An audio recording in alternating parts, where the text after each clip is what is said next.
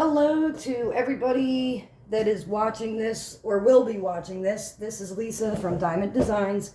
I'm a little frustrated because I've been trying to set up a live feed for, I don't know, 20 minutes, and I went on my YouTube channel and it says I don't meet the eligibility criteria, whatever that means. And then I tried to go live on Facebook and it'll let me do audio but not video. So I'm just going to record this and then post it later and hope that, I don't know, I get some views that way. So excuse my sniffliness. I am apparently I have some allergies acting up today. So anyway, this is my first time doing this. I have been religiously listening to Mrs. Crochet and Coffee, so huge shout out to her. I love her. She is hilarious. She is fun. Every single time I sit down at a diamond paint, I listen to her. I am basically like starting at the bottom of her videos and just going all the way up at this point, so at some point I'll probably know everything there is to know about her life. It inspired me to start making live videos and see if maybe I don't get some of the same luck that she has. I'm very similar to her in a lot of ways. I am a stay-at-home mom. I diamond paint with the majority of my free time. Like her, I do also know how to crochet, but I have carpal tunnel in both of my hands and wrists. And the only reason that I'm able to do this is because of these acrylic pens, and shout out to Stacy Perodin, because if you're looking for an acrylic pen, as you can see here, this is the way to go. Like, she has so many different blanks to choose from, and different shapes or whatever, and I was about to warn you that that was going to happen. I am so sorry. Jesus, what a mess. Oh, I try to do something, and it can never just work out. I was about to say after that I do not have a proper camera setup system yet, and I have two cats. This is Smokey. As you can see, he jumped up and immediately the phone fell. If that happens again, I am really sorry. Depending on the outcome of these videos, if I get people that are tuning in or not, I will be investing in some kind of a tripod or something to hold up my phone, because right now, if you saw the setup that I'm working with over here, you would probably die laughing. So anyway, back to, I got my inspiration from Mrs. Crochet and Coffee. Like her, again, I am a stay-at-home mom. I have also, like her, bipolar disorder, amongst a number of other severe mental health issues. They are untreatable because of, so I've been through a lot. You guys will come to learn that about me. I was diagnosed, Smokey, with cancer in 2011, and for the record, it is April 29th, 2022. So I will have, I had, 10 years in remission last May 5th of 2021, I had 10 years in remission. So I'll get into more about that later, but because of the type of tumor that I had, long story short, it was removed, and I didn't need chemo or radiation, but I did have extensive surgery, including essentially having half of my stomach removed. And because of that, I can no longer take anything like SSRIs, because like the serotonin in my body, it was basically an overload of serotonin that caused the tumor. So I can't take SSRIs, and from previous experience, absent of SSRIs, if I try to take a antidepressant without an SSRI, which an SSRI is also referred to as a mood stabilizer, I get suicidal from the past, past experiences. So I have bipolar disorder, post-traumatic stress disorder, generalized anxiety disorder. There's so many. Sleep paralysis, some form of agoraphobia that, again, it's hard to explain, I'll get into later. Insomnia and chronic fatigue, that's fun. But anyway, like, things have been bad at times throughout my life with the mental health stuff, and it runs in my family. But I dealt with it and made some major changes in my everyday life that needed to happen, and have since I've come a long way. So there's that. I am also, as of June 13th of this year, I will have 10 years sober, and I will just leave it at that for now. We'll go more into that later. So what I did for this video is, again, thank you to Mrs. Crochet and Coffee. I created a little tag for myself. I don't even know if they're still things anymore. Like, I don't know if she just did them 3 years ago when it was like the thing to do, and I'm like super late, but I think they're fun. So I looked up like beginner, how to introduce yourself, like questions or whatever, and I am going to go down them and answer them, and that will be my, I guess, first WIP Chat is what I'm going to call it. And I really hope that this takes off. It's going to take me a little bit to like save it after I'm done and then upload it to YouTube. I know that the longer a video is, the longer it takes to upload to YouTube, but I've been wanting to do it for a while, and I put it off and think like nobody's gonna watch it. But Miss Crochet and Coffee had like 37 subscribers to her channel when she started, and now she's like pretty much famous. So I was like, when I get determined enough to do something, I do it. That's one positive thing about me. So you'll learn that as we go, and as I ramble a lot, I go off on tangents a lot. Sometimes I'll not finish what I was talking about. That's part of the bipolar, but it's not anywhere near as bad as it used to be. It's gotten better, I guess, with age and time, but it's like stating that it's better it's not really a good way to word it, because it's still a daily struggle. And again, I'll get into that. We have plenty of time. I plan on doing this at least every couple of days or whatever. So I'm going to start with the questions, and then the reason I chose I picked 10 of them, and the reason that I did that is because I feel like answering those questions will lead me to talk about other things, and I can hopefully keep you guys entertained that way. So if you haven't already, my goal with this is to A, try not to have the phone fall, and for now, and B, for you guys to grab your diamond paintings or whatever it is that you're working on, if you're crocheting, knitting, whatever, and just, you don't have to watch. I know the camera's on kind of a crappy angle, but I'm working on a tiger right now that somebody sent me because they do not like square drills. I love square drills. And she literally just offered it to me as a gift. So thank you to that person. This particular diamond painting is awesome. It's from a company called Nabi, N-A-B-I, on AliExpress. They are great. Excuse me while I take a sip of my soda.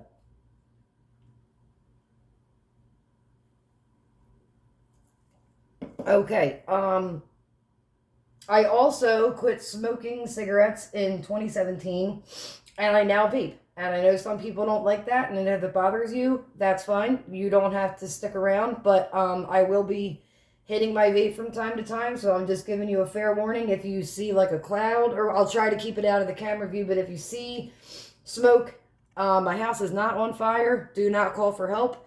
If I need help, I will scream. All right. So let me just grab the next color that I'm going to be working on and get that ready. And I will get started with question number 1, which is, who is your hero? So, I have a couple of them. First and foremost would have to be my daughter. My daughter, you'll be hearing a lot about her. She's 13. Her name is Brielle. I know everybody says this about their kids, but she is absolutely awesome. Could not ask for anything more in a daughter. She is my best friend. She is a distinguished honor roll student. She is a dancer. She plays violin. She is currently looking into getting involved back she was in soccer when she was younger and then stopped for a while, but now she's showing interest in that again. She is in middle school. So I'm sorry, I do that a lot too. I stumble over my words. Anytime anybody asks me who my hero is, absolutely first and foremost my daughter. She without a doubt saved my life from that I was going down that would have almost certain without question ended with me being dead. Sorry to put it blunt, but it's the truth. I don't sugarcoat things. I keep it real. That's just how I am. So she would be first, and then next to her would be both of my parents, because, and now my family is a hot mess, people. I'm sure I'm not the only one out there with like major family issues. Again, I keep it real. My parents were married for 40, or they were married 35 and together for 40, and they just got divorced last August of 2021, for reasons that I am not going to go into in this video, but I will go into them at some point because it has to do with mental health. It's part of my life. It's part of my story. You're not going to believe some of the stuff that you can hear. I'll tell you that right now. Like, I've said it before to people and they're like, there's no way that's true. But believe me, trust me when I tell you, it is. And, you're in for a crazy ride if you decide to come back and listen to my other WIP Chats. Also, excuse the dinging on the phone. I need to have the ringer on for certain hours during the day, especially while my daughter's at school and my significant other, my fiance, is at work. So it will occasionally ding. I apologize for that. So yeah, my parents, because regardless of what happened between the two of them, I still have a great relationship with both of them. They both made me into the person that I am today. And they've had my back through everything. Also, my brother, he's also always had my back through thick and thin, no matter what. There's not many people that I can say that about. So second question is, if I could live anywhere, where would I live? Give me 1 second again while I pick out my next color.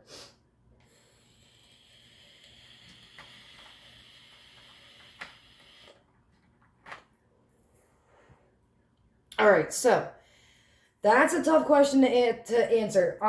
During, I guess, what would be considered my last super manic episode, I was breaking up with Brielle's biological father. I'm not really going to talk much about. I'll just say that in 2011, I left, so like I was breaking up with him because things were really bad in the relationship. I'm just gonna leave it at that. And I was manic at the time.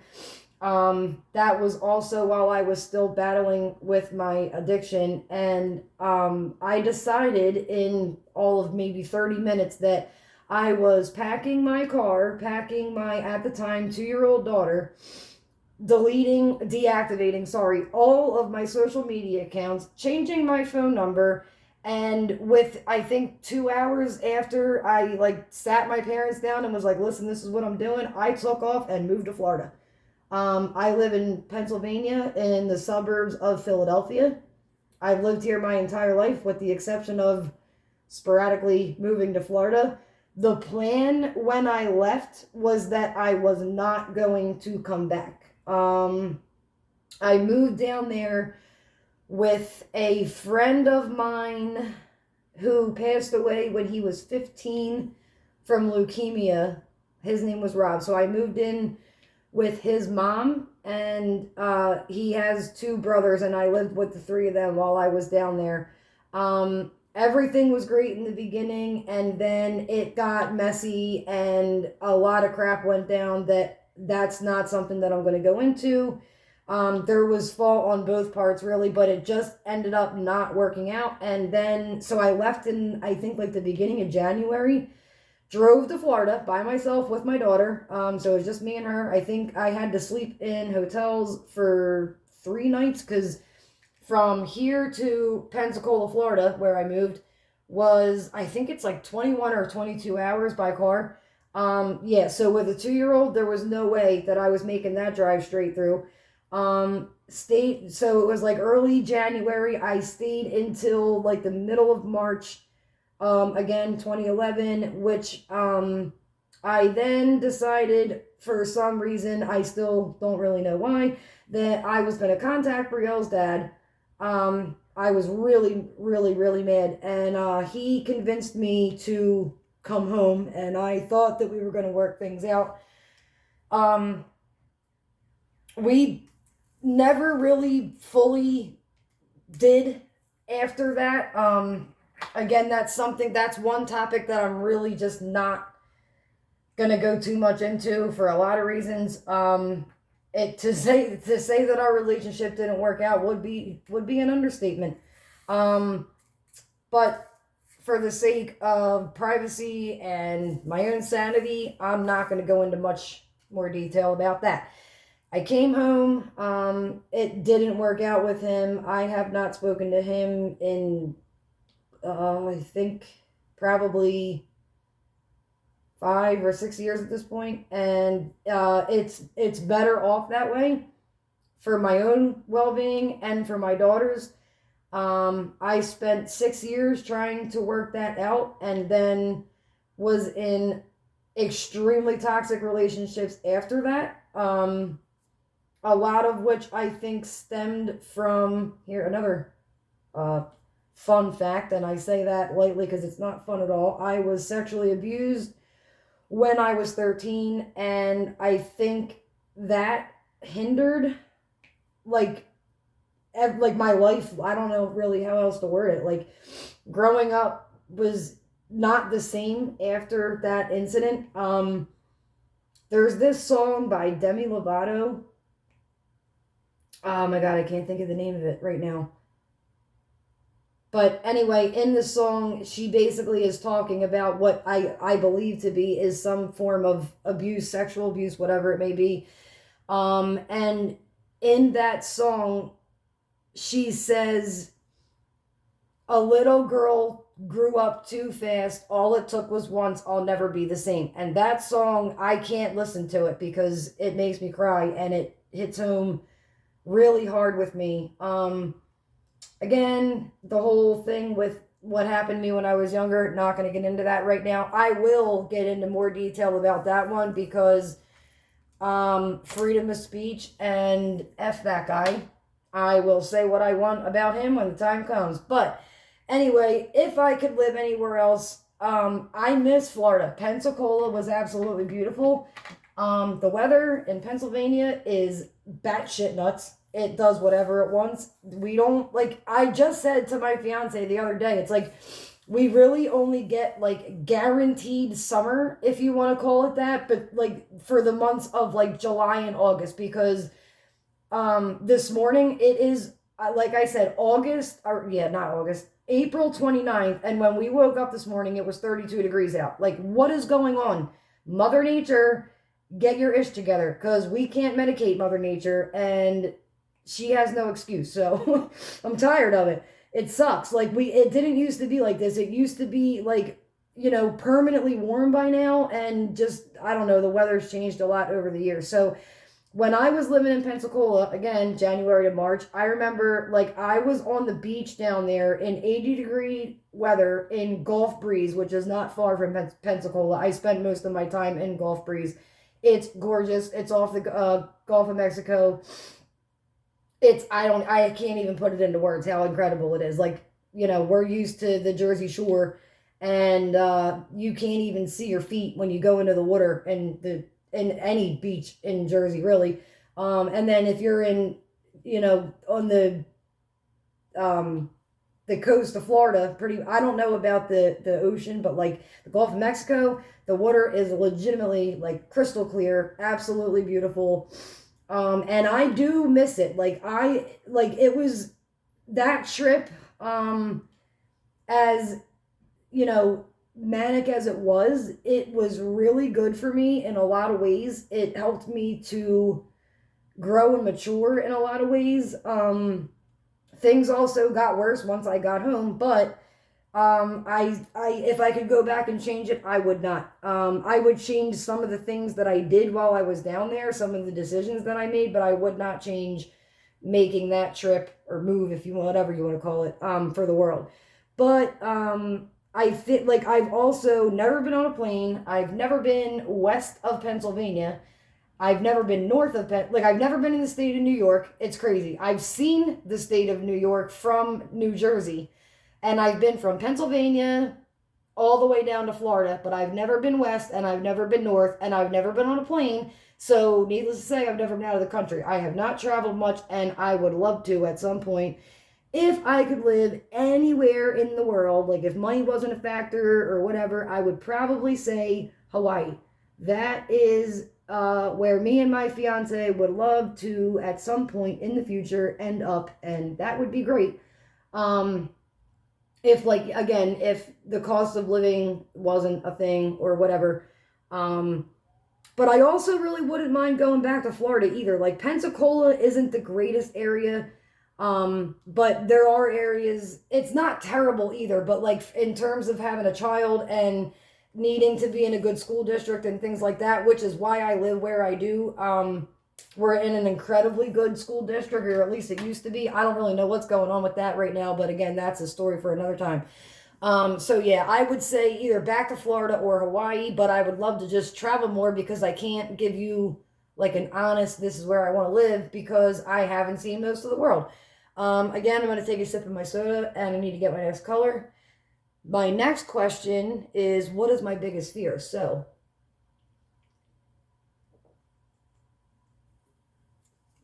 now that I'm thinking about it, even though the phone fell, because my manic brain is running like, oh my God, the phone fell. People are going to not want to watch the video. Ish happens, people. I don't know. Like, I'm again, if I start to get a following from this, I will get a tripod or something to actually keep the phone up on. But again, it's like on top of some books that's held up by some more books, and that's how we're doing that right now. So, whatever works. Okay, so my biggest fear,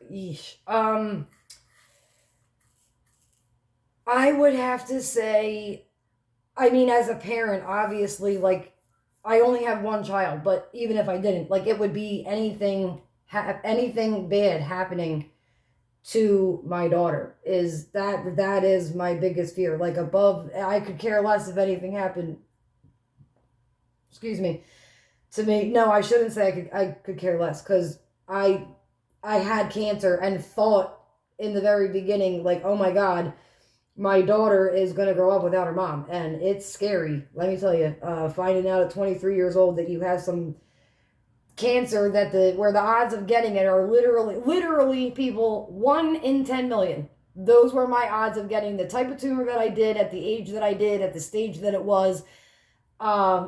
If it wasn't for bad luck, I'd have no luck at all, is what I used to say, but things have since gotten a lot better. Again, more on that later.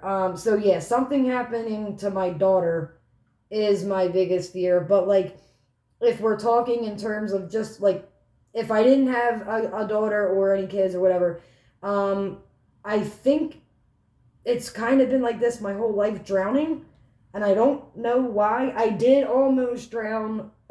So yeah, that could have something to do with it. When I was, I don't remember how old, probably like 5 or 6. My grandmother on my mom's side, I called her my mom. She passed away in 2014, but she lived in Georgia, and we used to visit there, not like all the time, but like enough, or she would come up and see us. So, and even when we weren't there, we shared a birthday. which was awesome. And I still, what I miss most about my birthday is not being able to call her. It sucks, but anyway, so we were down there visiting her. I was, I don't know, 4, 5, 6, something like that. And my dad very sternly told me they had a pool and I wanted to get in it. And he was like, Lisa, do not go into that. He actually, I think, said don't go near the pool until I'm out there. And what did I do? Because I've been crazy and nuts since I was a kid. I was like, well, I'm just going to get in the pool. So I got on the ladder and I'm all like big and brave thinking, oh, I got this, I got this. Next thing you know, my foot gets stuck in the ladder.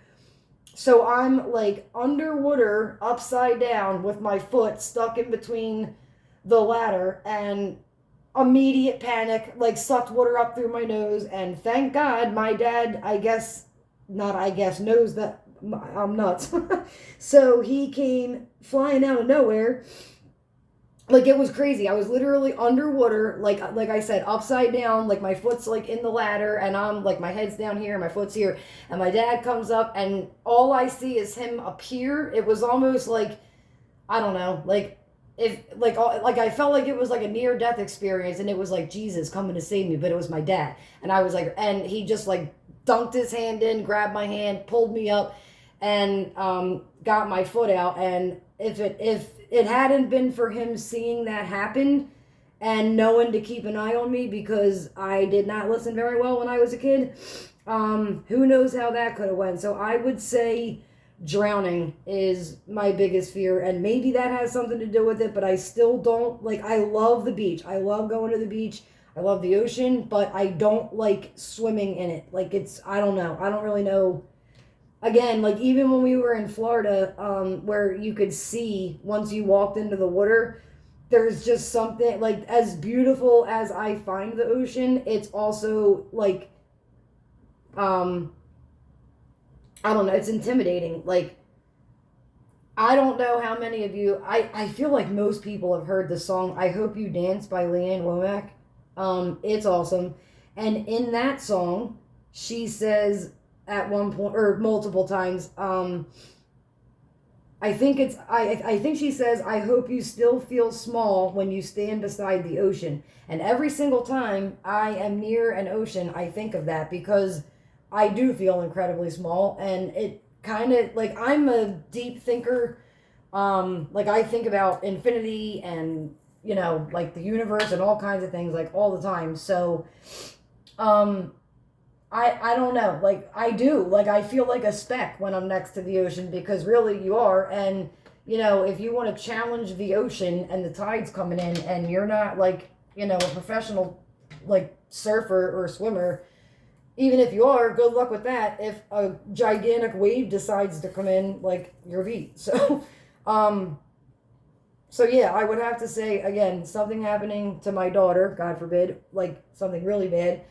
I don't even like it when she's in a little bit of pain or even like a little bit upset. So if it was something really bad, you'd have to medicate me. The next one, favorite vacation spot. Now, here's one I can elaborate on. So it has always been, and again, I have never really traveled, so I'm limited, but since I was 10 years old, well, my entire life, we visit Wildwood, New Jersey. That's where my parents have taken me since I was literally, I think, in the womb. And then from the time that I was like an infant until right now, we go to Wildwood. When I was like much younger, we stayed at a different hotel than where we stay at now. The old one that we used to stay at's no longer there. And then my aunts introduced us to the one that we now stay at. Now, here is the really crazy part. The summer of 2020, so the summer that COVID hit, what I do to preface is I schedule my vacation when I leave my vacation every year. So like last year when I left the same hotel that I've been staying at since I was 10 years old, I put in my reservation request for the following year. I've become, over time, really good friends with both of the managers. So it was the summer of 2020 when COVID was at its peak, and I almost didn't go down at all, but I ended up saying, like, screw this, I need a vacation, we're going. We were careful, you know. I knew it was a risk, but I just, at that time, I was in, at the end of an extremely toxic relationship. And again, for the sake of privacy, and I'm just not really going to go too much into that, at least not right now. So I go down there with my daughter and my now ex-boyfriend.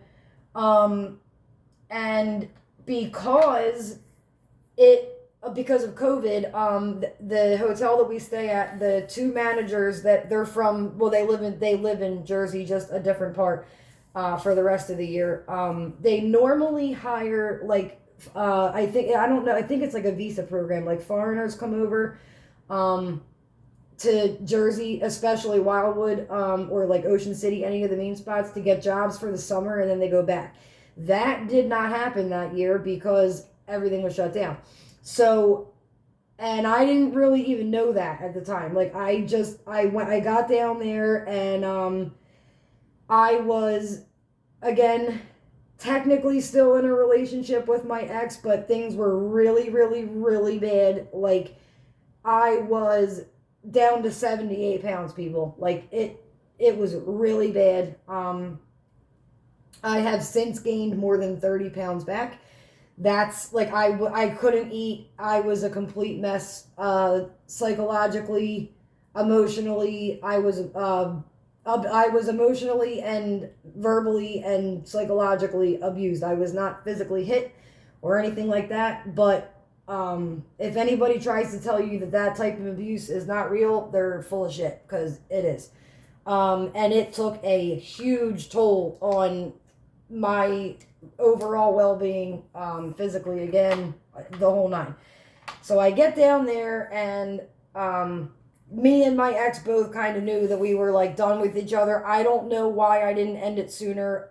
Again, I had issues because of what had happened to me when I was younger, but I've also always been a fighter, and I finally just decided that, like, one way or another, I already knew, like, before that vacation, that, like, somehow I needed to get him, like, out of my life for good, and I had already figured that much out. So anyway, we get down to the hotel that we stay at every year, and there were two people working there that I come to find out were there's a male and a female that are the managers.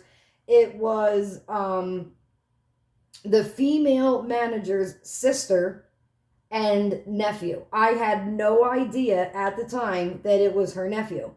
But the second that I saw him, I had my eye on him. I thought he was extremely cute.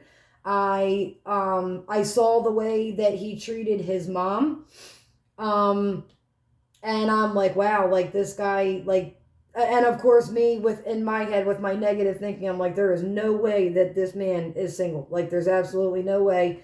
And then, so the female manager that, again, like, we've been friends on Facebook for years, she gets in the pool, the one day while I'm in there. My ex was in the room in the middle of the day sleeping, because that's what he did all the time, like, even on vacation. And honestly, I preferred it that way. I did not want to be around him at that point. So she gets into the pool. I had already told her prior to this conversation that I was done with my now ex, but I just had to figure out a way to safely execute it and get him out of my house, before, like, after we got back or whatever. So she gets into the pool, and she tells me that, she goes, what do you think about that guy that's working here? And I was like, he's really cute. And I started to say something along the lines of, like, but like, because again, I didn't know I just assumed that he was from another country, because every other year that's how it worked. So I was like, he's really cute, but I don't want to, like, I'm not going to pursue it because at the end of the summer, he's going to leave and go back to wherever. And it, like, there's no point. And she was like, he's my nephew. And I was like, what did you just say? Like, I'll never forget that moment. I was like, he's your nephew? Like, I was in complete disbelief. And she was like, yeah. And I was like, are you serious? And she's like, yeah. And then she tells me, she was like, you really think that he's cute? And I was like, yeah, I've had my eye on him since we got here. And again, people, like, you can judge me if you want for having my eye on him, even though I was, like, in a relationship. I don't care. That's none of your business. I'm telling you what I'm telling you because, again, I'm open and I'm honest. If you don't like it, you don't have to follow me. I'm not trying to come off as rude, but I know some people, like, they hear things like this and they're like, when is she? Then that. I'm just, let me finish the story and then you can judge me from there if you want. But again, I don't care because you can either follow me or not. So yes, I was technically, if you really want to get technical, I guess, in a relationship. But she then says to me, she's like, really? Like, you think he's cute and like you would want to get to know him? And I was like, yeah, like, especially if he's your nephew. Are you kidding me? And then she tells me that he had said to her something like, who is that? Meaning me. And that I was the most beautiful girl that he had ever seen. And I'm like, it still kind of feels like it was like a dream. Like, it's so crazy the way that this all worked out. And I was like, what? Like, almost like in disbelief. I'm like, this is not happening right now. But I was like, seriously? And she's like, yeah. So he's sitting outside of the apartment that they have like a, like a mega apartment because they need somewhere to live, like, during the summer while they're working. And he happened to be sitting outside and I was like, call him over here. So she did. And I love that when I put a color back and then I missed at least 5 of them that I can see. So, oh, wait a minute. No, I didn't work. I get the I and the 1 confused, people. I'm sorry. Anyway, so he happened to be sitting outside, and I was like, he said that, and she was like, yeah, and I was like, call him over here. And like, I am the type of person that if I want something, I go after it. If it doesn't work out, if it's not meant to be, whatever. But like, if I have my eye on the prize, I'm going for the prize. And she was like, really? And I was like, yeah, call him over. Now, again, my ex-boyfriend was sleeping, passed out in the middle of the day. It was like 2 or 3 o'clock in the afternoon. And I'm like, what? To me, like, it couldn't hurt for me to get to know him. So that's what we did. Like, she called him over and introduced the 2 of us formally. And then I got out of the pool and we sat at a picnic table talking for several hours. And I got to know him, and I knew almost like immediately that I was falling for this guy. Like, we had everything in common. It was the only time in my entire life where I met somebody and no red flags went off. Like, this man, who is now my fiance, yes, because I know some of you were wondering, yes, he is now my fiance. We've been together since September of 2020.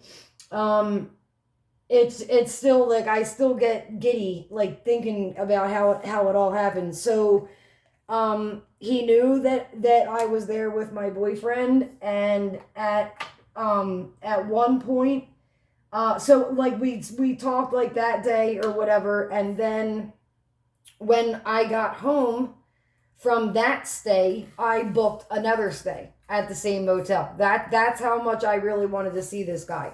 And tried breaking up with my ex, and again, like, it wasn't really necessarily safe for me to do so, and I'm just gonna leave it at that. So, like, again, there's more to this story than I can really that I'm willing to say, but like, I didn't feel safe doing it.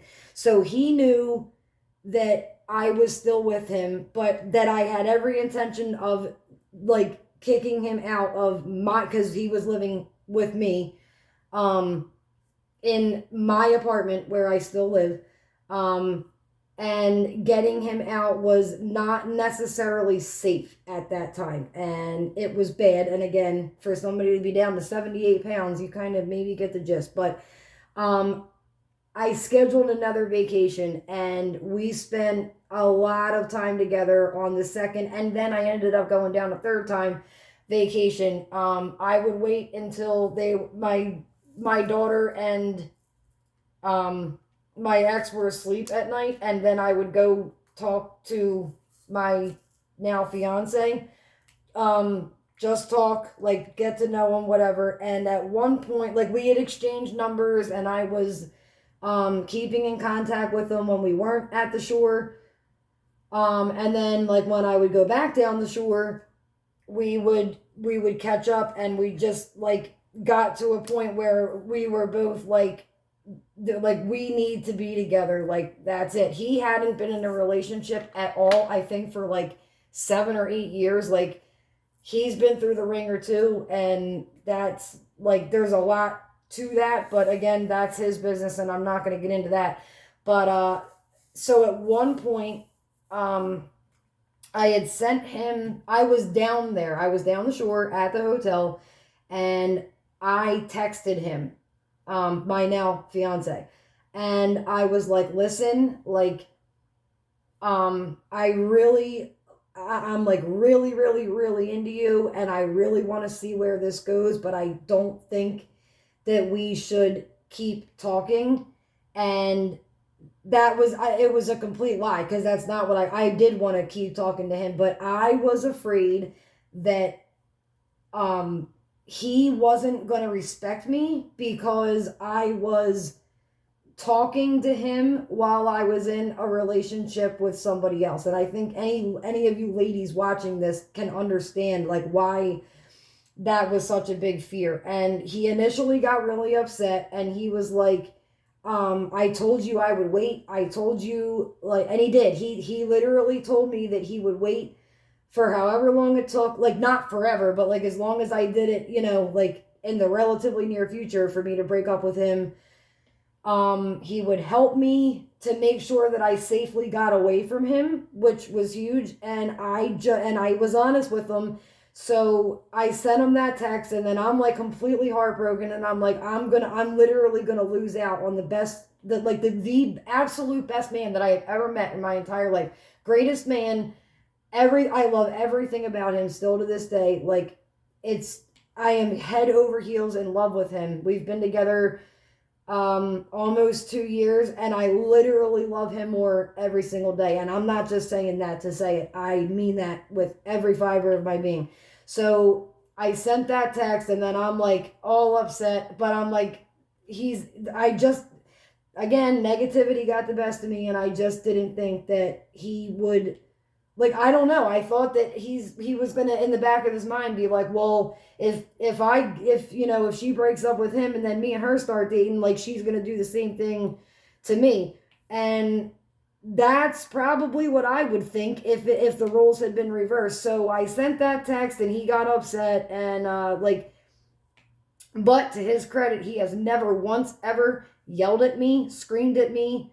Like that doesn't happen. Like we have had maybe 3 minor disagreements, and there is no screaming, there is no yelling. If we have a disagreement, we talk it out and we move on. And this is the healthiest relationship that I've ever been in. So anyway, to make a long story short, me and my daughter were sitting outside of our hotel room the one night, and I have astigmatism. You'll come to find out that I have a lot of crap wrong with me. So if there's like a really bright light in front of me, especially at night, it looks like just like rays. Like, I don't know, if you have astigmatism, you know what I'm talking about. It's like, if you don't have astigmatism and you look at a street light at night, you see a street light. If you have astigmatism and you look at a street light, it looks like there's like beams of light like coming out of it. And the way that our room was set up, it looked like there was beams coming out of this light. And I thought I saw like this weird movement, but I'm like, no, like that doesn't, like, why would somebody be like, it looked like somebody was jumping around. And then my daughter is sitting next to me, and she goes, Mom, I think he's trying to get your attention. And I'm like, huh?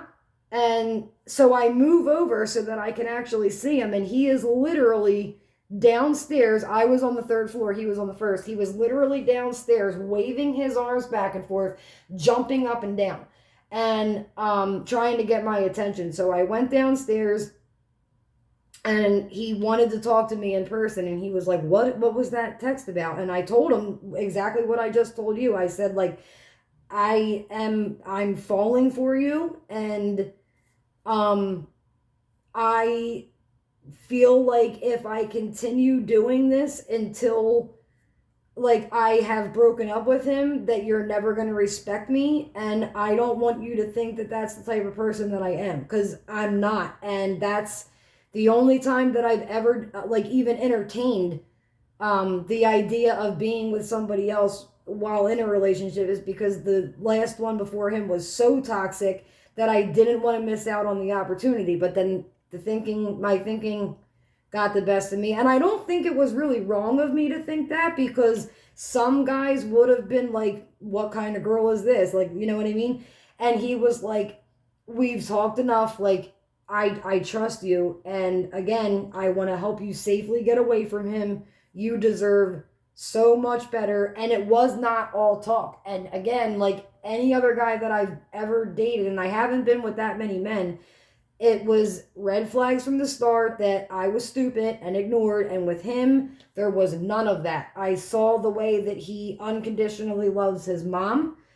The way how hard of a worker he was. Like, he is just, everything about him was amazing. And I broke down and started crying, and then that made him more upset, because I think he thought that, like, he made me upset. And he was like, listen, like, I'm not giving up on you. I know that you're not that type of a person. I've talked to my aunt, who is the manager, who knows me really well, and he straight up told me, like, my aunt told me that you wouldn't do this to somebody that you were happily in a relationship with. And I was like, I wouldn't. And I feel bad doing it to the person that I'm with now, who treats me like complete crap. And that's, like, I'm just not that type of a person. But he was not willing. And then at that point, we both decided that we were going to make it work no matter what it took. And from that night on, I literally spent hours with him every night after my daughter and my ex were asleep. Like, I'm talking from like 12:30, 1 o'clock in the morning until 6:30 when the sun came up, and I'm going back into the room. And yeah, it was sneaky, but I really don't care. Again, I knew I was done with my ex. I was miserable. I was not looking for anybody. I already knew I was breaking up with my ex, but I happened to meet my fiance when I did. His name is Bill. And so I left after the third vacation, which I extended by a couple of days, to go home. And as soon as, and we were in my ex's car, and as soon as we got in the car, I'm like bawling my eyes out, but I'm really good at crying quietly. So I was also exhausted, because I had slept, I don't know, maybe a total of like 7 hours in the past 6 days, because I was up all night with Bill, which I still would not trade or take back for the world. And I waited, I think it was a week and a half or 2 weeks, and then I told my ex that I was done, and I blamed it all on me, because with the type of person that I was dealing with, that's the way that it needed to be done. Even after I asked him to leave, it still took a couple of days. I had still been texting Bill in the meantime. I called him at one point when I left the house to go to the bank, because getting my ex to go anywhere with me wasn't possible. He literally would not leave the house, like, other than to go on vacations that were, I don't want to say that, other than when it was like really fun stuff that he wanted to do or whatever. But if I had asked him to go to something of my daughter's, nope. it was bad. So anyway, I finally got him to pack his stuff and move out. And I called Bill immediately, and I was like, he's gone. And he was like, no, he's not. Like, I think part of him didn't fully believe that I was like as committed as I was, or like invested in him as I was, and I don't blame him. But I was like, yeah, like I looked you in your face and told you I was gonna, leave him like as soon as I possibly could. Now, here's the other thing, you guys. Bill proposed to me before we left to come back from the beach. Like, he literally gave me a ring, um and told me, like, asked me to marry him before I had broken up with my ex. Like, that, we fell in love so hard, so fast, and we were both so happy. And it was not like, how everybody has the honeymoon phase. Like, yeah, like we did, but like we are so good together. Like, we make a perfect couple.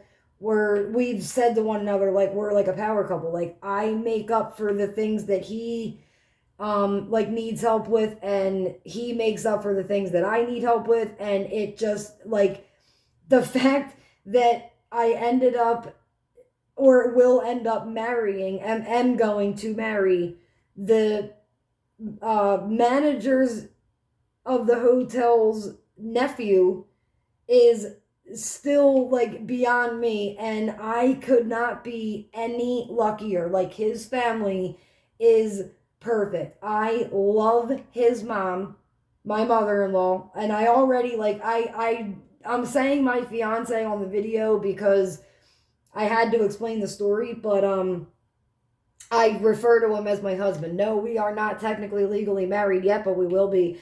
And I already call his mom my mother-in-law because she is, and she is amazing. She is literally, like, there's nothing that I would change about her. She is the sweetest woman on the planet. She treats my daughter as though she's her own flesh and blood. I think as far as she's concerned, she is.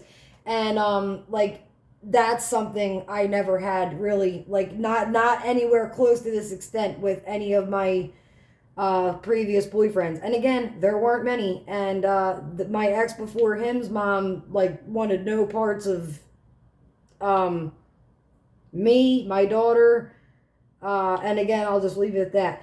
But I am so lucky to have found not only the man of my dreams, and it just so happened to play out the way that it did, which is still like crazy to me, but to be now marrying into such a phenomenal, loving, caring, amazing, genuinely good family. Like, it's not like, you hear people like, oh, my mother-in-law, oh, my father-in-law, they suck, blah blah blah. Like, no, I don't have a negative thing to say about anybody in his family that I have met.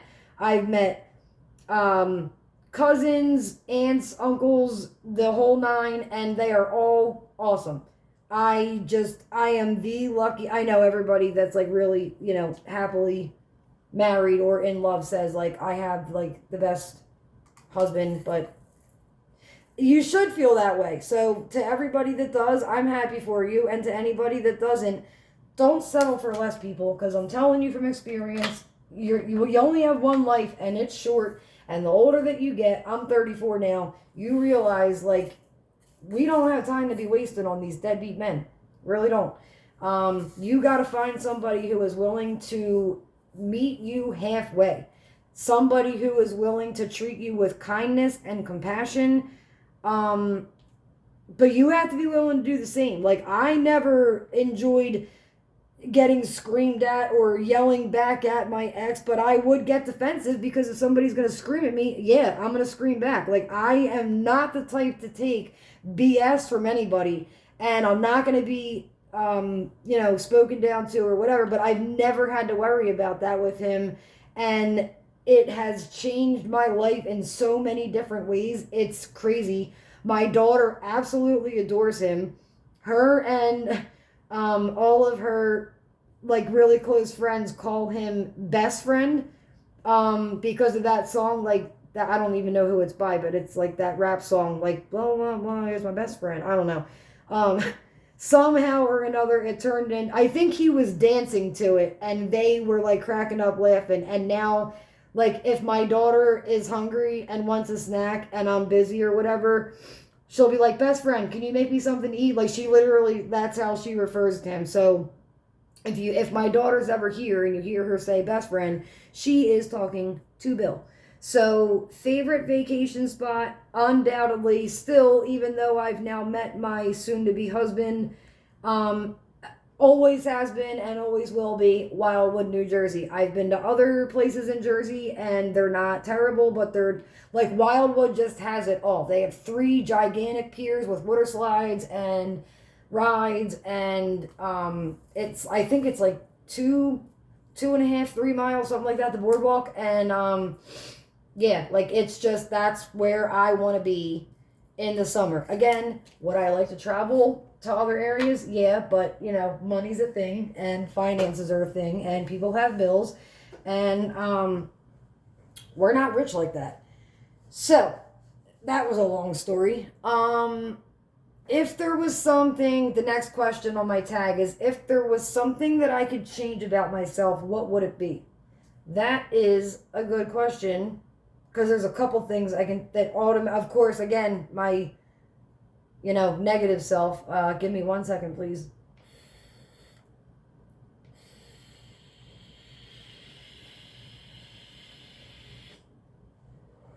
If I could change one thing about myself, what would it be?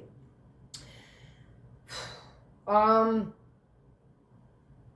think it would be, I need to procrastinate less. I've always been the biggest procrastinator in the world, and it sucks, and I don't know why I do it or why I keep doing it. I've gotten a little better.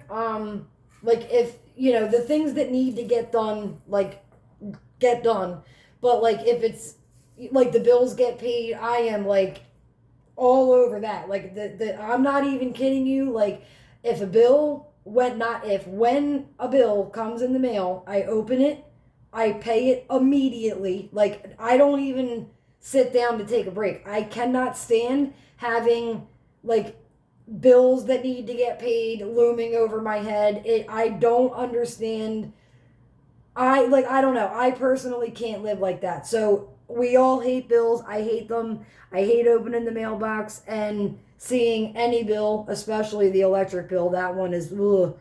But we're adults and they have to get paid. So, like, stuff like that, again, like, I'm not kidding. Ask my fiance, ask my daughter. When a bill is due, it is paid immediately. If it comes, I prefer to get them in the mail. I don't really like the auto, whatever it's called, like when they just take it out of your account each month. Like, I want to physically look at the bill, make sure it's relatively accurate. So far, I haven't had any problems, but you never know.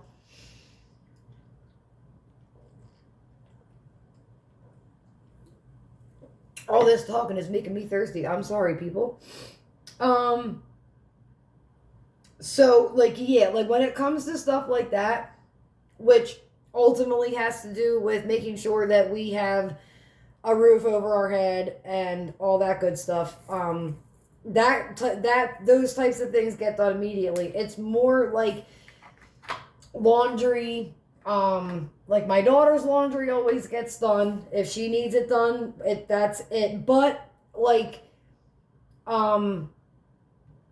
sometimes it gets to the point where she's like, Mom, I have no clean clothes. And then I'll immediately do it. But, like, I feel like I should be more proactive.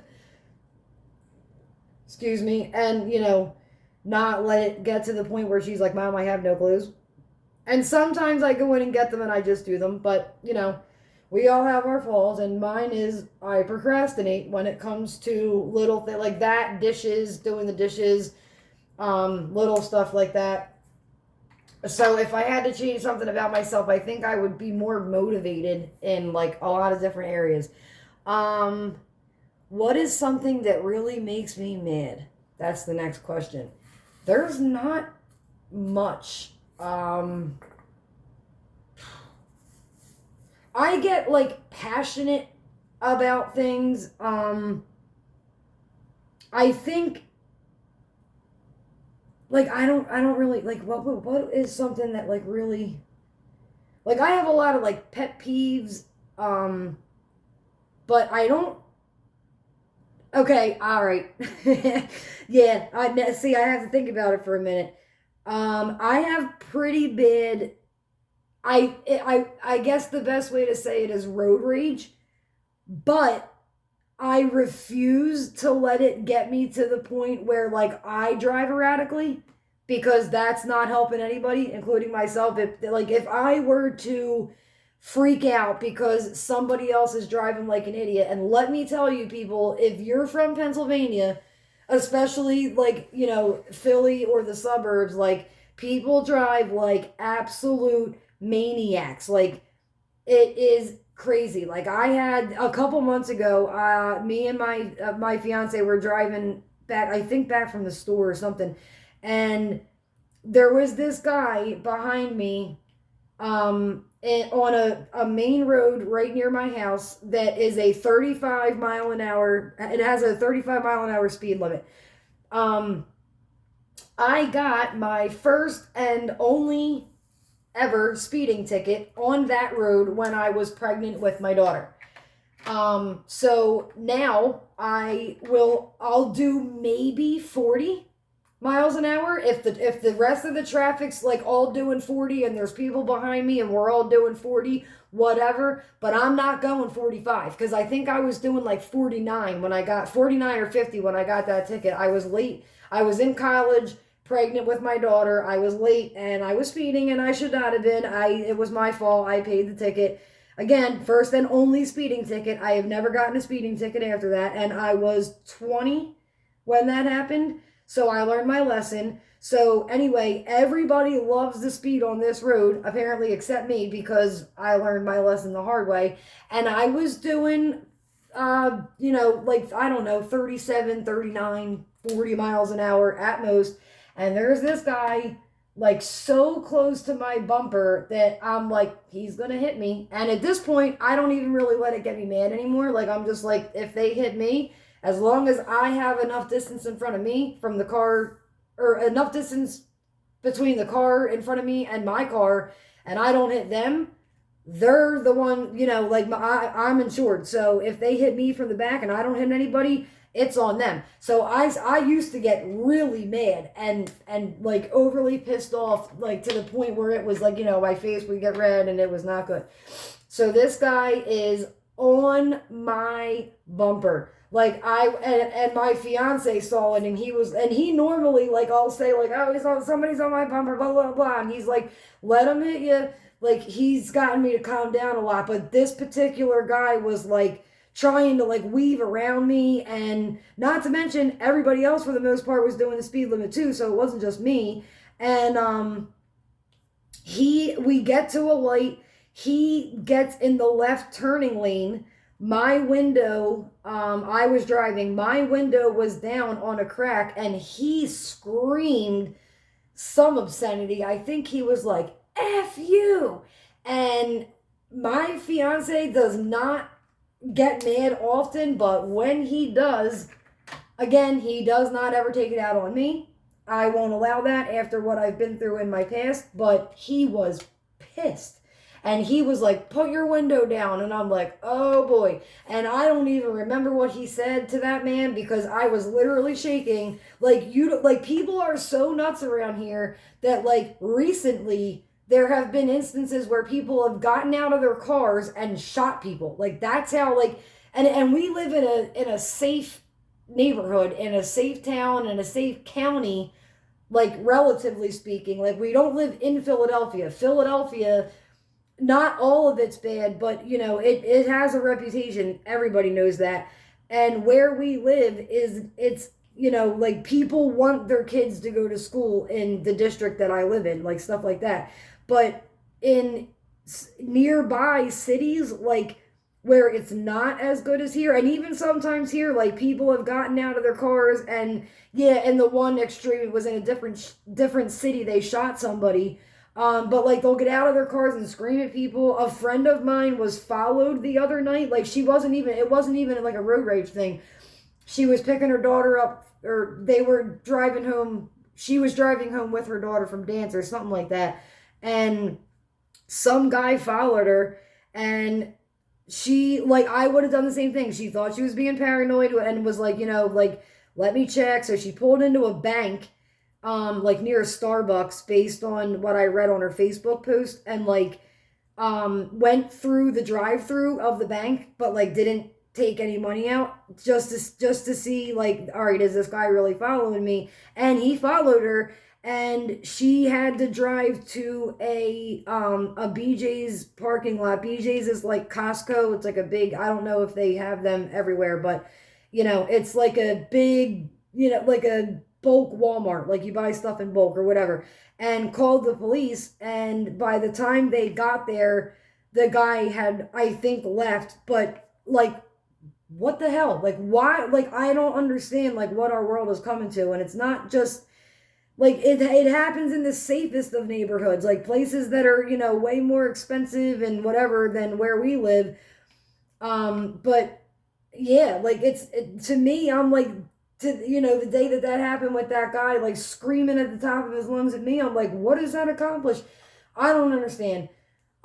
Did I used to get like that, like, super upset? Like, yeah, but only if somebody, like, did, like, something deliberate. Like, I was doing the speed limit, minding my own business, dude. Like, I'm sorry, you're, like, in a hurry trying to do 60 miles an hour, trying to get somewhere faster that could potentially kill yourself or somebody else, but I'm not about to do that. So, anyway, yeah, road rage makes me mad. And again, I do it every time. Put the symbol away, and I'm like, I looked 6 times, and I got all the symbols. No, I didn't. Next question. What motivates me to work hard? My daughter. Again, I'm a stay-at-home mom, so I don't have, I don't have a job, obviously. My income is my income. That's, I'm on a fixed income, obviously. I do, occasionally, like, sell, something that I'm holding on to or whatever. I have the diamond painting thing. As you can see, because you're on my YouTube channel. But like, I am extremely good with money, and I did not used to be, especially when I was manic when I was younger. Like, I would get a paycheck and blow it instantly. Like, all of that, like, again, even when I was younger, even before I got sober, I always made sure that the bills were paid and that my daughter had everything that she needed, even when I was at my worst. But anything that was left over, it immediately got spent until I had to, I decided to, / whatever, move out on my own, which was 6 or 7 years ago at this point. And I realized very quickly that you can't do that. You can't, just get your check for, whatever you paid and just blow it on whatever you want. Again, as I stated in the beginning of the video, I used to smoke cigarettes. I have not smoked since 2017. Yes, I vape, but, that's my business, and it's way cheaper than smoking cigarettes. Not to mention, I'm not going to go into a bunch of details, but I had like a crap ton of free e-juice given to me. Not given, I earned it, for doing like reviews and stuff. So I haven't paid for juice. Like, I literally got enough of it from a really good friend of mine for helping with reviews and stuff to last me and my fiance, because he vapes too. I think we've had it for like going on like 1.5 to 2 years. Like, it was a lot. And we are now in the process of switching over to 0 nicotine. We're at 3 milligrams, and the next lowest one, or whatever, like the next, like, jump down from there is none. So we are almost out of our 3 milligram nicotine e-juice bottles. Then we'll be going to 0 nicotine, and the plan is, once we get down to 0 nicotine, and we no longer need the nicotine, which to me, like, we really don't. Like, it's, I've quit cold turkey before. It's not the hardest thing in the world, especially compared to the other things that I've come off of. And I'm not ashamed to say that. Everybody has their crap, and that's part of my past, so it is what it is. But yeah, our plan is to jump down to the 0 milligram nicotine bottles that we have. At that point, it will be simply the hand to mouth fixation that we have to just say, like, screw it, we're done, and that'll be the end of that. And we're both fully prepared to do it. And I know for a fact that we both will do it because we are both very strong willed. And again, when we want something, we make it happen. So yeah, motivates me to work hard. My daughter, I want to be better for my daughter. I quit smoking for my daughter. I don't want to be, of course I tell her all the time, like, don't do drugs, don't smoke, don't vape, even though, and I tell her, like, it's not okay, but she watched me quit smoking. She was very, very, very young, thank God, and doesn't remember the end of my addiction to harder things, thank God. But she did see me quit smoking, and I'm still very proud of myself for that. So now, like, once I quit vaping, which I will do, she'll see that, and then, nobody's perfect, but she has seen a lot in the 13 years that she's been here. Part of the reason that my parents got divorced is because my dad had a severe mental breakdown in like April. It started in like April and May of 2020 when COVID happened. And when I'm talking severe, like, or when I say severe, I mean like we had to have him psychiatrically committed twice. It was really bad. He has since chosen to drink. I'm not really gonna go into much about that other than my brother still lives with, first of all, my parents are still living together even though they're divorced. It's not how they want it to be, but that's how it is for the time being. My dad is working on getting his own place. However, and I'm just going to say it because it's the truth, so it's my mom, my dad, my brother, his girlfriend, and they have 3 kids. They're all living under the same roof. My brother is an alcoholic, and so is my dad. As recent as like about a week or so ago, we had an incident where, due to my dad overly drinking, he fell and was unconscious, and we don't know if it was like he tripped or if he just blacked out, and he split the back of his head open, and he had 9 staples in the back of his head, which he got taken out like yesterday, I think. She has seen firsthand both of my best friends passed away from overdoses. My cousin passed away, I think in 2018 from an overdose. And now with 2 alcoholics in basically the only family that she really has, and she sees the effects that it has and how it tears families apart. That's what it does. And if you're an alcoholic, I'm not coming at you. I love my brother. I love my dad. If you're watching this and you're struggling with it, I love you. And I hope that you find the help that you need one day. But as from somebody that is in, I'll have 10 years sober in June. For me, it was not alcohol, but again, that's for a different discussion.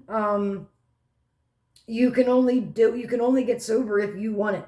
Anybody else, your loved ones, your friends can tell you till they're blue in the face that you're killing yourself, whatever, you're ruining your relationships, everybody, you're burning all your bridges, blah, blah, blah, blah. You do not care when you are in active addiction. I try to speak my piece. I let my voice be heard. They are not receptive to it as of now, at least not to my knowledge. If anything changed in the past couple days, I don't know. I doubt it. And it sucks. It really does. And a big part of the reason why I moved out when I did is because I fought my ass off to get myself sober completely. And I refuse to have my daughter grow up in that type of an environment. And again, you know, what they do is their business, but she lives in a home where we don't smoke pot. I did at one point have a medical marijuana card. And it was doing way, it was causing me more harm than good mentally. I have not smoked legally, I may add, since right after I met Bill. It was too much money. It just wasn't, I was just done with it. So she lives in a household where we don't smoke cigarettes, we don't drink, there's no smoking pot. We vape, and we're working on quitting that, and that's it. That's how we do things. And again, no judgment to anybody that does things differently. Your house, your rules, but that's where I'm at. As you can tell, I am a talkaholic. I will talk all day long. This is nice. The house is quiet. No one's here. It's just me. And, hopefully I'm keeping you guys motivated, and I will be going into more details about all of the things that I've mentioned, plus some more that I haven't even touched on yet. Just because I feel like if by telling my story I can help other people, then I want to do it. And I have helped people in the past. Like, I've actually had people thank me for telling them, you know, about things that I've been through and how I did certain things. And hopefully, maybe if I start making these live videos and one person hears something or hears it and like takes something away from it that helps them, mission accomplished. Like, you know, and if I'm not like, I don't really know what I'm trying to gain out of this. Like, it would be cool to have followers, but like, I would much rather like help people and be people's outlet, and like give people, I don't know, like somewhere to somebody who's like, they hear me talk and they're like, oh, I can relate to that, and maybe take something away from the things that I have to say. That would mean more to me than anything, to be completely honest. So anyway, on to the next question, because again, I'll just keep jabbering away. My proudest accomplishment, again, my daughter. Okay, so obviously she would be number one. Getting out of, let's reword that, breaking the cycle in many ways. By me getting clean, that's something that a lot of people in my family on both sides didn't do, and their kids' lives were forever altered because of it, and it's continuing to happen. It ends with me. It's not gonna happen. So getting sober, quitting smoking, refusing to stay in toxic relationships, realizing that I am worth, I'm worth it. I don't know how to, what I'm really trying to say. Like, I'm not worth being spoken to badly. I'm not worth being treated like crap. I'm a really good person with a really big heart. Sometimes I think it's a little bit too big, but I'd rather that than be like a rotten person. I'm always looking for ways to help other people, because so many people have helped me through more things than I can even mention. I don't know how I would have made it to this point without the help of other people, some of whom I've never even met. And I'll just kind of leave it at that. So, again, I just really just want to try to give back. That's my biggest goal in life, is to give back and try to help other people. And then the last question is, what did I want to be when I was younger? So, believe it or not, again, give me 1 second, because all this talking is making me have a really dry mouth. I'm going to need a water bottle instead of soda. Again, the question is, Oh, I'm gonna put this color back. What did I want to be when I was little? So as far back as I can remember, it was. So again, bipolar. So I'm like a hot mess. Hold on one second.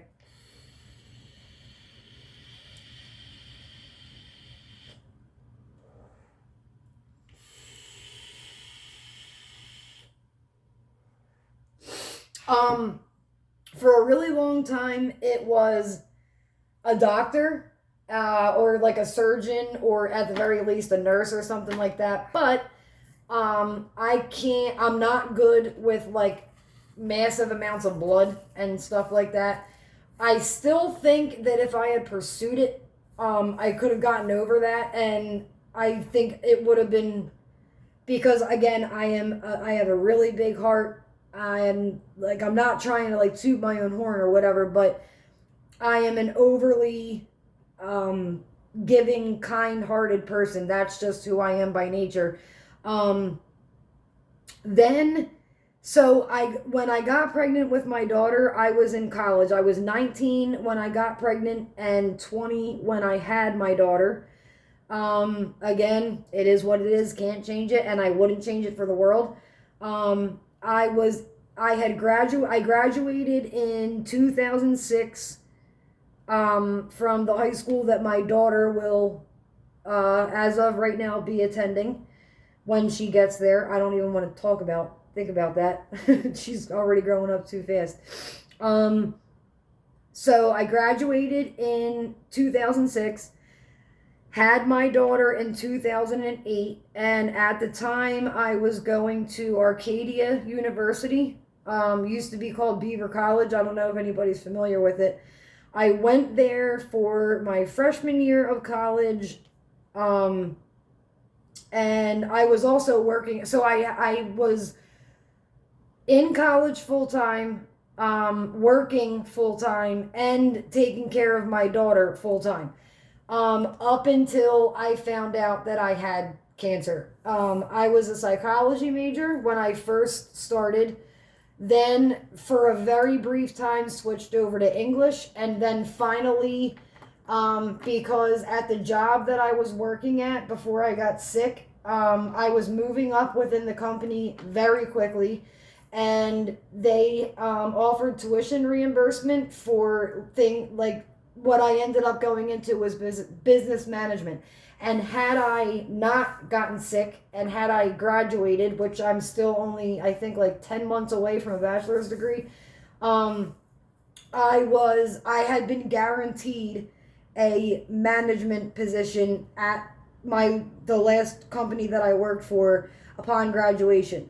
I loved business management. I loved the courses. And then I got cancer. I got really sick. I woke up at 3:30 in the morning, what would have been a normal day, and I had this really bad like stomach pain on my right side. And I'm like, that's weird. So, but I had work in the morning, school like night. I was in a night class that following that, that day. Took some Advil. I'm like, that's like really weird. Went back to bed, woke up before, I think my alarm was set for like 6 a.m. and I woke up at like 5:30 and I was like, oh my God, something's wrong. I knew it. Like the pain had gotten so much worse, and it was like the pain was, I don't know, for anybody out there that has chronic pain where it radiates, it was radiating. It was god awful, and I was throwing up like every 15 to 30 minutes the entire day. My mom, for some reason, was like, I guess, I don't know. Again, like I was 23, I think.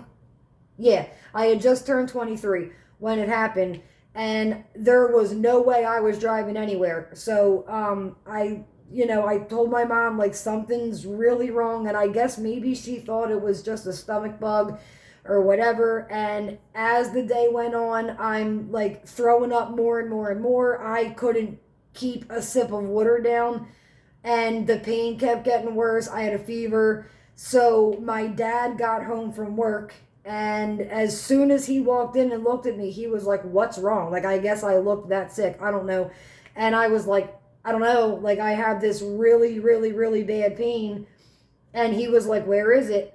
And I was like, "My, the lower right, it's now, I found out, called lower right quadrant medically, side of my stomach." Like, and the weirdest thing is that I suffered from stomach pain a lot prior to this happening. I also, again, I told you I have a lot of stuff wrong with me. I have GERD, which is gastroesophageal reflux disease. I get acid reflux. I take Prilosec, blah, blah, blah, blah, blah. So there was like a million times that like I would get really bad stomach pains, and my dad would always, like my whole life, from the time that I was like 5, he would always like worry that it was my appendix. I don't know why. So he says to my mom, like she needs to go to the hospital. Like, something's wrong. I can see it in her face. And my mom drives me to the hospital. Like, I literally barely made it into the car. I was in excruciating pain. And when I got there, the valet parking people were like, "She needs a wheelchair." And I was like, "Yes, please," because I was not walking to wherever they were taking me to. The doctor came in and examined me. They did a CAT scan, and within, I don't know, 10 minutes of that CAT scan, there was a surgeon in my room, and they were like, "It's your appendix.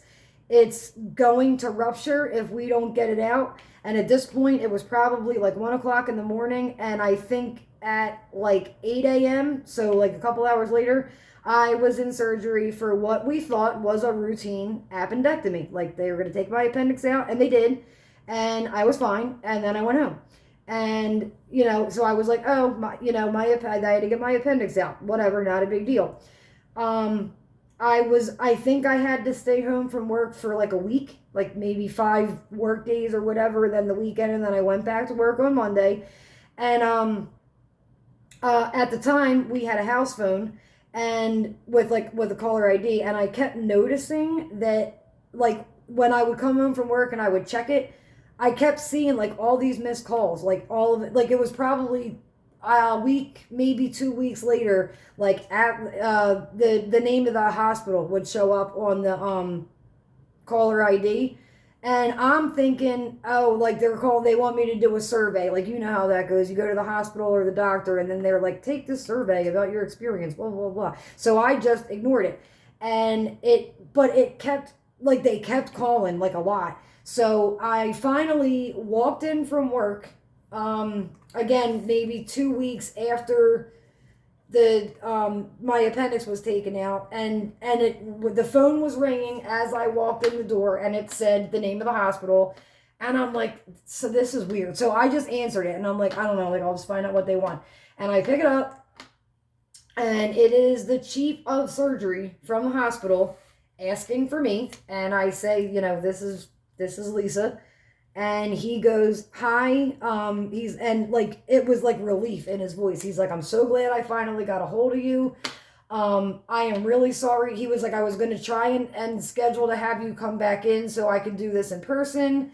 But at this point, like, I need to just tell you over the phone."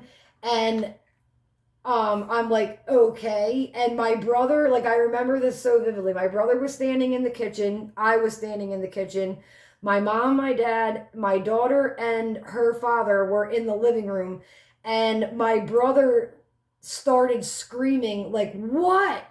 And my mom was like, "What?" Like, I guess, again, I can't see myself so much, but I guess they could tell by the look on my face that, like, something was really wrong.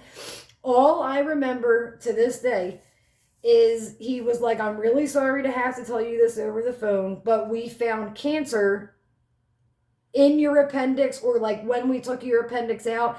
And then, like, I say this to people when I tell this story, it's like that sound that they play in movies and TV shows when somebody finds out that they have cancer, like a ringing sound. It wasn't exactly like that, but it was like reality was not real. Like, it was an out-of-body experience. Like, my brother was screaming what at me, and I could tell that he was screaming what, but I couldn't really hear it.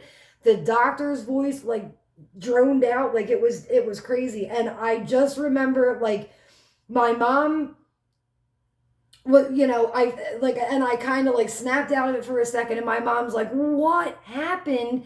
And I said, like, the doctor's in the middle of talking, and I said, can you hold on for 1 second, please? And he said, sure. And I, like, put the phone, like, covered the mouthpiece or whatever, and I looked at my mom, and I said, they found they found cancer in my appendix. And my mom cursed, and like everybody, like, my dad's crying, my mom's crying, my brother's crying. I picked up, or like whatever, got back on the phone with the doctor, and I'm like, I'm really sorry, but like, I don't know what you just said after that, so I'm gonna give the phone to my mom. And then I like put my head down on the kitchen counter, and I was just standing there like trying to process it, but also like I think I was in shock. I don't really know how else to explain it, but long story short, again, because I'll talk forever, he said that I needed to go. So they found a neuroendocrine carcinoid tumor in my appendix, and it was 2.2 centimeters in diameter, which is the size of a quarter, exactly. And that, because the size of it automatically meant that I had a stage 2 malignant carcinoid tumor of the appendix. So what I didn't understand is why, if they took my appendix out and the tumor was in it, did they have to do more surgery? And it was because of the size of the tumor. They went back in and did what's called a right hemicolectomy, and like so they took 18 inches of my intestines and colon out, and 49 lymph nodes, to make sure that it hadn't spread. And I do remember the doctor, like, once I finally calmed down, I called him back, and I'm like, like, is this like mandatory? And he was like, we can't force you to do it, but we highly recommend it, because if it has spread and we take it out now, it's your best shot at survival. So like, I don't want to say it was like a life and death thing, but it could have been. Thank God they took out the right half of my stomach and the 49 lymph nodes, and there was no signs whatsoever of cancer. Because I was 23 when it happened, and because of the fact that it was stage 2, and that the odds of this happening to me at the age that I was at, and blah blah blah, was so it was, I think I said it was astronomical. Like, literally, the odds of this happening were 1 in 10 million. I had to be seen by my oncologist for 10 years. And again, I just hit 10 years on the day they removed my appendix. It was Cinco de Mayo. It was May 5th of 2011. So May 5th of 2021 is what I consider my like cancer-free date, because the tumor came out with the appendix that day. How they didn't see it on the CAT scan, I don't know. And I asked my doctor, because I had to get like, I think it was every 6 months I had to get a CAT scan for like the first 5 years, and then or the first 3 years, I think, and then it was like once a year. And I remember asking my doctor, like, if they didn't see it on the CAT scan initially, then why do I keep having CAT scans? And I don't get it. I don't really know how he explained it, but basically, like, they're like, now that they knew that there had been one in there, they would be able to pick up on it. And I had the last CAT scan done again, like around this time last year, and the nurse called me, and I'm not gonna lie, like, every single time I've had these scans done, I get scared, and it's a freaking nightmare.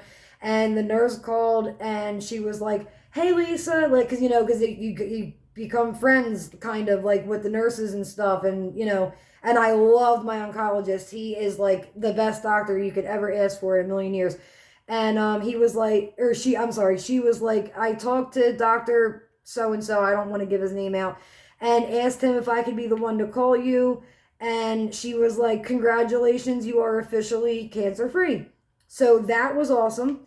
I got to celebrate that news with my now fiance, with Bill. And I have some other like things that are related to it that I still have to deal with, but nothing life threatening. And as of right now, I am clear. So yeah. So yeah, the what did I want to be when I was younger question was the last one that I had for this video, which led to me, switching different to different majors in college, and then all of a sudden I had to stop going to college because I got really sick. And then after the surgery where they removed the right side of my stomach and the lymph nodes, I was hospitalized like 3 or 4 times after that. Like all this fluid built up in there, like in the spot where they had done the surgery, and it got infected. And I was on like IV antibiotics, and I couldn't eat for 5 days at a time, several times. And I ended up, unfortunately, totally and permanently disabled. And that, I had a really, really hard time coming to terms with that. My mental health was already really bad, and I was missing tons of time from work. And again, once I got sick, then I can't take medication anymore. So now my mental illnesses can't be managed with medication. So I have to just live with them. But it was real, like I, was going to graduate college, and I was going to be a manager at my company making 6 figures a year and have this great life. And then all of a sudden you're totally and permanently disabled, and you'll never work again, for the rest of your life. Like the stomach issues that I deal with are no joke. So like I sound fine, and I probably look relatively fine. And for the most part, I am. But like when my stomach decides to act up, like I'm not leaving the house. I can't. My fate is what it is. I had a really hard time coming to terms with it, but I didn't have a choice. That is what God had in the cards for me. And I'm not going to go, super religious or on anybody or whatever, but I don't believe that things happen by chance. Like I believe that there's a reason for everything. And I still don't know, and may never know why the things that have happened to me have happened. But I can tell you that as much as I sometimes miss my job and like just being able to work and being like a, fully functioning, well, I was never fully functioning, but like, regular, normal, like, doing adult stuff. I've been able to be home when my daughter gets home from school, instead of having to, like I had when I was working and in school full time. She was in daycare. She had a babysitter, but who watched multiple kids, certified. And while that was good for her, I was very grateful that I then got to stay home and be with her, and witness a lot of her firsts that a lot of parents don't get to see because they have to work. So I'm incredibly grateful for that. Again, like it is what it is. Like it happened. That's it. That's where I'm at. And so I found diamond painting in 2018, and I think this is like my 35th or 36th one. I am highly addicted. I kept seeing ads for it on like Facebook and Instagram, and I was like really like, wow, like that looks really cool. And then finally I decided, I'm like, I'm just going to order one. And I got one on Amazon.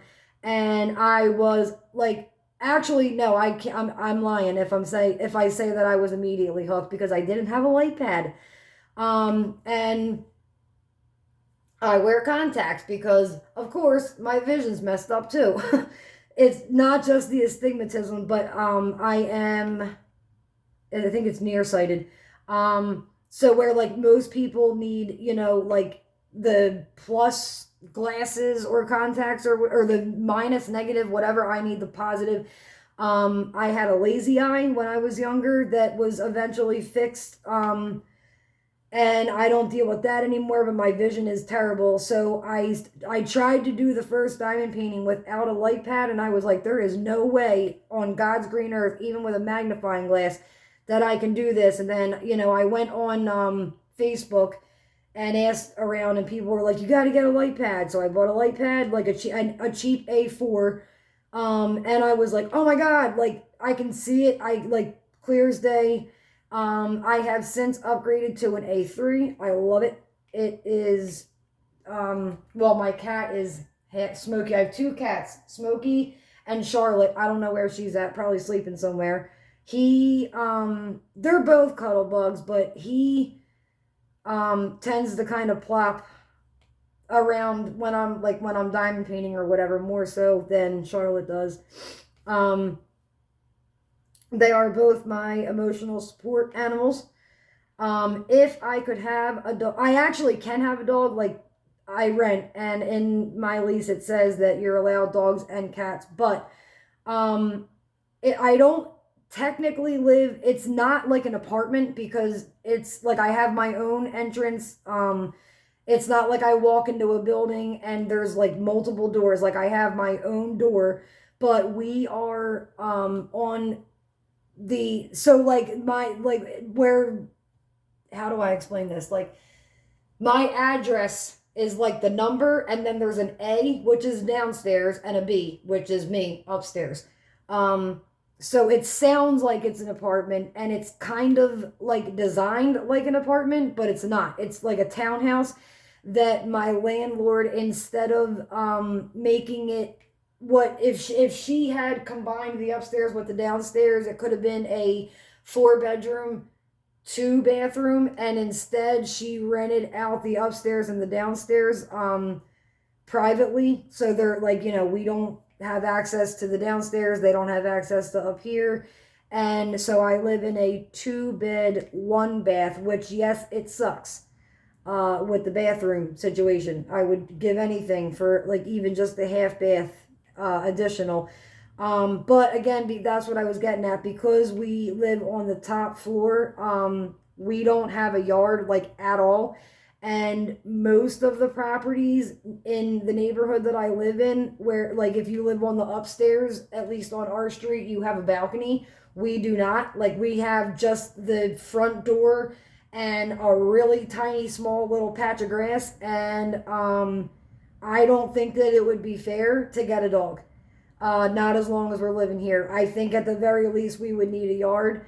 Again, I'm not going to get much into this because it's personal and I don't discuss it, but what I pay in rent is extremely cheap. And I hit the lottery when I found this place. I don't know why. I guess maybe because we don't have like a yard, or even like a porch, or whatever, like any kind of like access to the outside other than the front door. But I don't care. We got Smokey when I lived in my first apartment. We lived there for 2 years. It was like a crap hole. And it was just, they kept increasing the rent every year, and I couldn't afford it. We moved to another apartment and lived there for 3 months. We moved in July, August. Yep, we moved in July, I think July 31st, and we moved out on October 31st. I had to break the lease because we had no heat and my daughter was freezing. And I think there's only like 2 reasons that you can legally break a lease in the state of Pennsylvania, because we did end up going to court and we won. And yeah, like you're not going to have no heat. And especially with my daughter living there, I called maintenance multiple times. They're like, and they were giving me the runaround. Oh, we're waiting on a part. Okay, well, it's now, the middle of October and it's going down to 26 degrees at night and we're freezing. So fix it or I'm out of here. I gave them about, I don't know, 4 or 5 days and they didn't do anything. We found this place, signed the lease, and we have been here for now close to 3.5 years, and I could not be happier.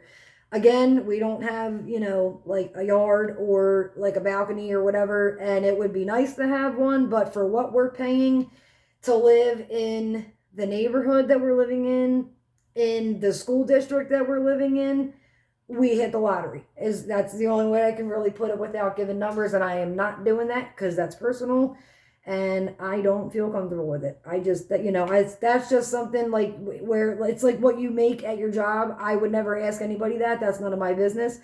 You do you. You handle your house how you handle your house, and I'll handle my house how I handle my house, and we don't discuss numbers.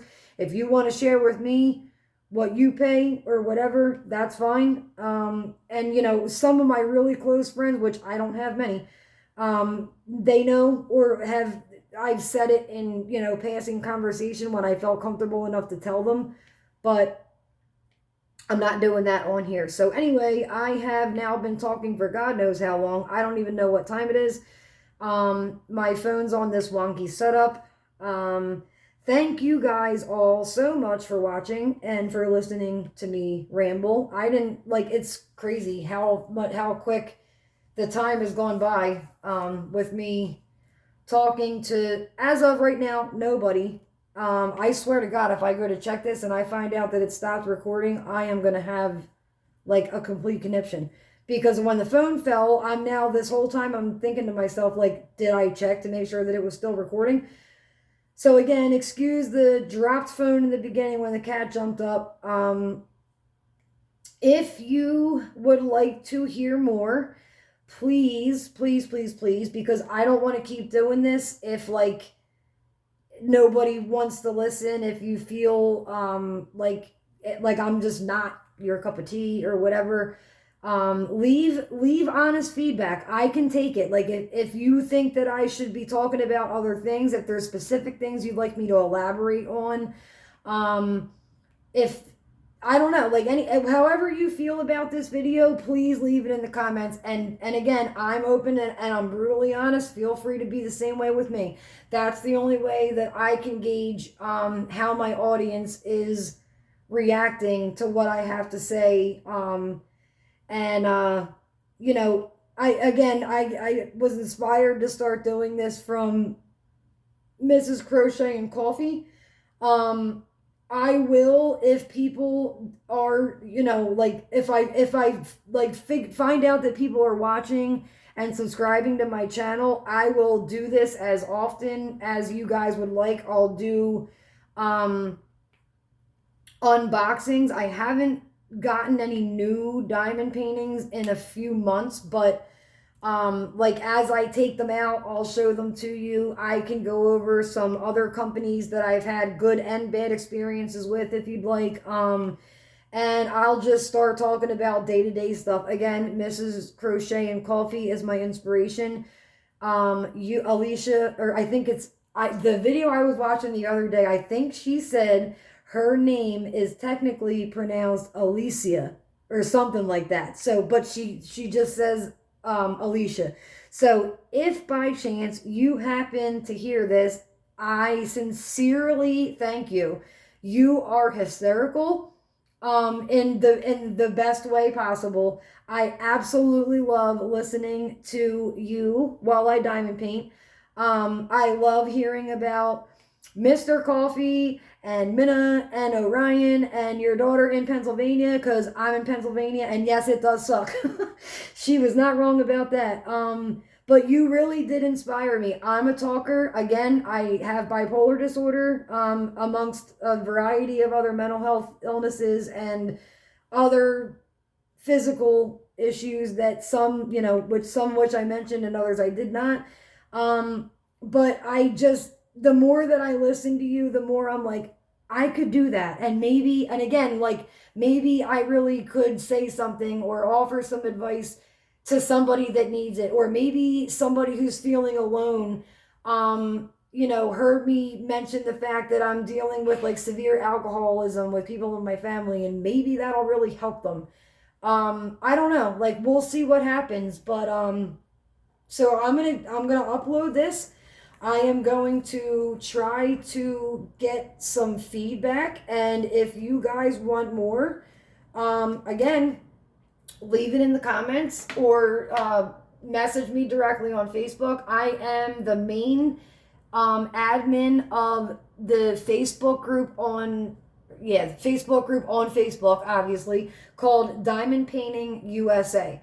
Right now, our cover photo, oh my god, it's awesome. It's two tigers, like I think white tigers, by another admin in our group named Kirsty, and the diamond painting is phenomenal. Like I have to get it and do it. And I found out it's from Nabi, the company that I mentioned in the beginning of the video, which is the tiger diamond painting, or where the tiger diamond painting that I'm doing right now came from. So again, thank you guys so much for watching. I'm gonna finish up the last of this section off camera, just because time is, I don't know how long it's been. I don't want to keep you guys tied up, but I am hoping to hear some honest feedback, and if you guys would like me to, I will gladly continue to rant and upload more videos. And either way, I hope you have fun diamond painting. Everybody stay positive, stay happy, stay healthy, and thank you again so much for watching. Have a great day, guys. Bye-bye.